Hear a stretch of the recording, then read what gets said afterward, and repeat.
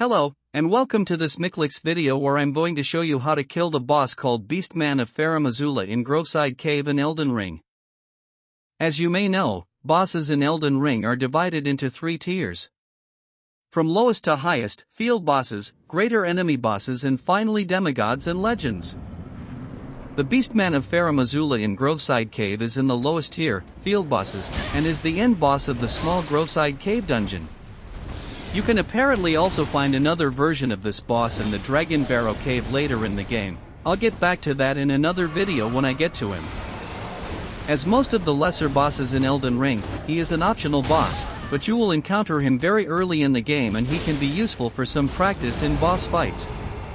To me, at least, boss fights are the most fun parts of the game, so I wouldn't skip it anyway. In fact, he was the very first boss I personally killed in Elden Ring, which is also why you'll see me messing around a bit at first. I did come straight from playing Dark Souls 3, but at this point I wasn't used to my new character yet. In the last half or so of the fight, I do find the rhythm and make fairly short work of him. I think the best melee strategy against this boss is to wait out his long attack chains, move in and lay some pain on him, and then back off again. He usually pauses for a second or two after each long combo, which is a golden opportunity to get some hits in yourself. I didn't fight him ranged, but since he is fairly easy to stay away from, I imagine using a bow or some magic would make this fight easier than going melee.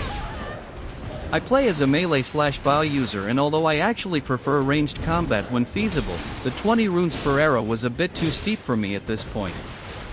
I hadn't figured out that you can craft arrows yourself yet, but even so, the time investment to farm the materials could also be spent on killing enemies that reward more runes that in turn could be used to buy arrows, so I'm not sure how much of a difference it really makes.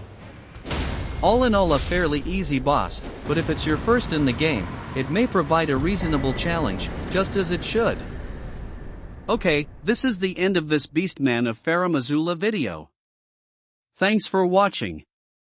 Be better than a Beastman. Please like and subscribe. Until next time, have fun and happy gaming!